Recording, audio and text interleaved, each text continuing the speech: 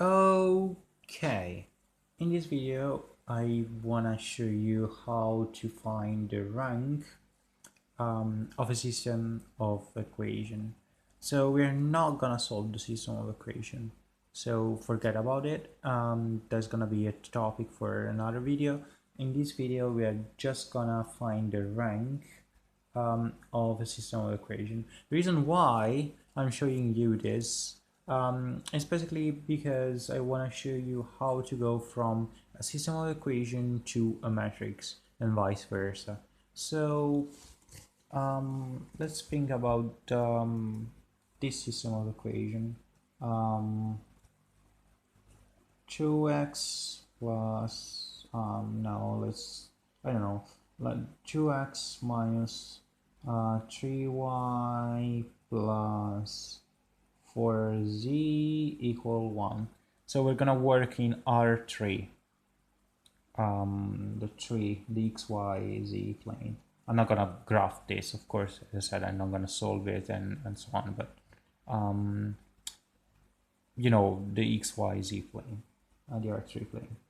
So x minus I don't know y plus 2z equal -2, and then we're gonna have x plus z equal 7. All right, so this is basically our system of equation. The metrics associated with it is going to be the following one. So we're basically going to pick the coefficient of each and every term and put it in the matrix. So this is going to change the way you're going to look at matrices, because you're no longer going to think about them as, bunch of values and numbers, but you're going to think about them as objects, as objects, real objects in the XYZ plane. So this is going to be the associated matrix. So 2, -3, 4, and just look here. I'm just drawing this one to separate the coefficients. So the equal. Because this is actually very important, because otherwise, well, you can actually do it without separating them, but it's always a good practice to separate them in order to make actually really sure that about what you're doing and what you're dealing with. Beside this is the complete matrix. The non-complete matrix, the coefficient matrix, is another one, just without those values. So right here gonna put this one, so 1. So this is 2, 3, 4, 1. Gotta do the same for the other equation. So 1, -2, 2, -2, and 1, 0, 2, 7. Why is 0? Well, because we don't have a y here. So it's like when you don't have y, think about like plus 0 times y. So 0 times y is just 0, so you just put with 0.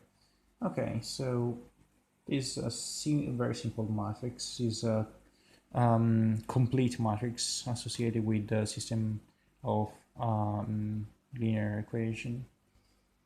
And we're just gonna do the same thing. So I'm gonna exchange. Remember, we want to have one, or well, a pivot. So ideally we want to have one, one, one, and then a bunch of zeros. Let's see if we can get if we can just get something better. Okay, we're gonna exchange the first with the second. I just prefer to have a 1 here, because it's already fine. Okay, so we're basically gonna have 1, -2, 2, -2, 2, -3, 4, 1, 1, 0, 2, 7. And then we just want to get rid of these two that we just moved down here, because we don't want it to have be here 1 and 0. So I'm just gonna do the second minus 2 times the first, which is gonna give me so the first one is gonna stay the same, -2 to -2, and then we're gonna have 0, of course, which is what we handed. 2 times 1 is 2, 2 minus 2 is 0. You have 1, 0, 5, 1, 0, 2, 7. Okay. We're almost getting there, but I wanna get rid of this one, or this little one here. I want a 0 here. So I can just do the third one minus the first one. So let's just do this. So I want to do the third one minus the first. I'm gonna get the first one is gonna stay the same,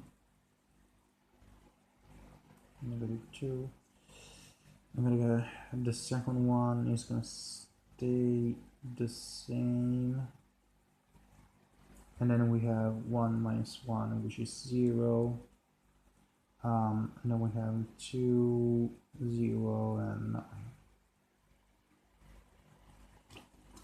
Of course, 2, because 0 minus -2 minus minus becomes plus 2, and so on. Okay, we're almost there. I just don't like these two. I just don't like these two.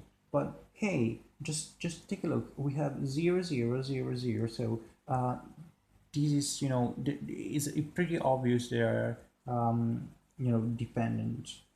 So we can get rid of this actually. So what can I do here?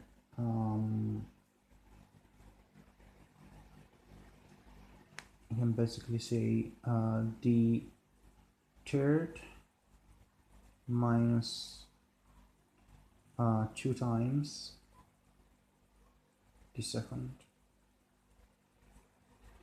So the third minus 2 times the second. The 1 is gonna stay the same. 2, -2, 0, 1, 0, 5.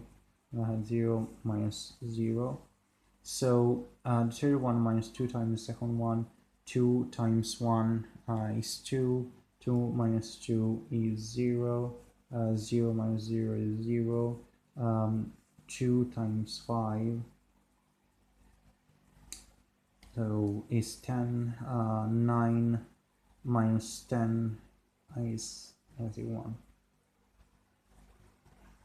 Okay, so we're actually fine. Let me just multiply. I just want it to be positive for aesthetic reason, but it is fine.